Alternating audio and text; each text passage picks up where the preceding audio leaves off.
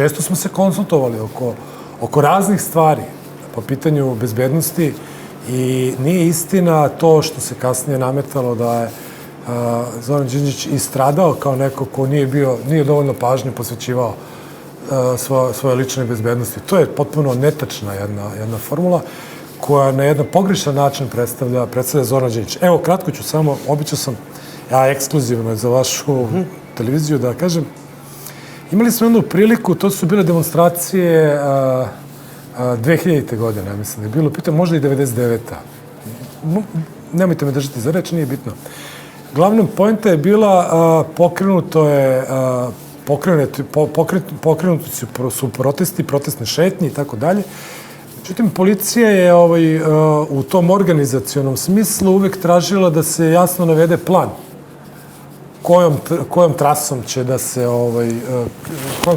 se kretati demonstranti i nikako nije dozvoljavala da se ta trasa kojim slučajem zameni. Igrom slučaja, eto, Zoran Đinđić jednom prilikom rekao, ok, imali smo neku trasu, išli smo ulicom srpskih vladara i tu smo trebali da skrenemo levo u Kneza Miloša, da idemo ka RTS u Skupštini, to je taj stalni koncentracioni krug kao u centralnom zatvoru, koji i danas isto tako. A želeći da ukaže na suštinu problema i na one koji te probleme stvaraju i ne žele da ih čuju, Zoran Đinđić rekao, ok, ajmo do Dedinja. I onda u jednom trenutku je nastala opšta pometnja, opšta panika među liderima. St. Protić, Vladan Batić. Sad ovde moram da pohvalim, možda će vam dolavati čudno, Nebojšu Čovića, recimo. To je bio čovjek koji je bio hrabar, u tom smislu je prihvatao baš takve izazove, koje je Zoran znao da iznese. Kao idemo, jel? I da kaže, ok, ne, sad ćemo baš da se spustimo dole prema vladi, pa idemo na Dedinje. I policija sada je u jednom trenutku nije bila baš dobro organizovana, napravila je neki kratki kordon tu kod Londona koji nije dao da se prođe ka vladi. Taj kordon smo lako probili, ali smo neko vreme izvesno pregovarali, zapravo lideri su pregovarali sa policijom, sa njihovim starešinama, dok se policija nije reorganizovala, dok nisu napravili čvršće kordone, izveli vodene topove koji su već tu negde bili i krajnja blokada je bila u Kneza Miloša kod zgrade vlade i ispred Ministarstva spoljnih poslova.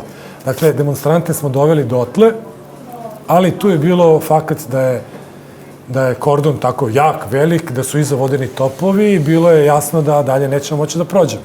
Ok, Zoran Đinđić je rekao, nema problema, nećemo da prođemo, nećemo da se bijemo, nećemo da pravimo sukobe, ali ćemo da sedimo.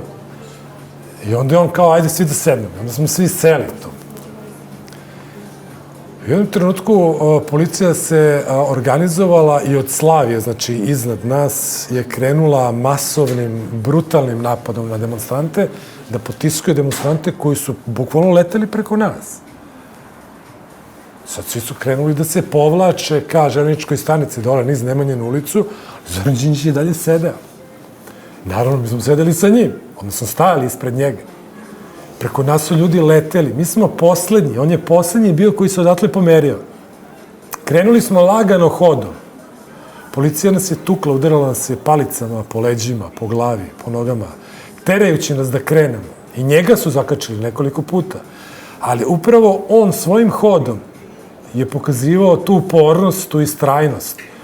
Sad zamislite, 10.000 ljudi je tu bilo sa nama. Svih tih 10.000 ljudi je negde otišlo. Nisu tu Nemanjinu ulicu, vratilo se na trg.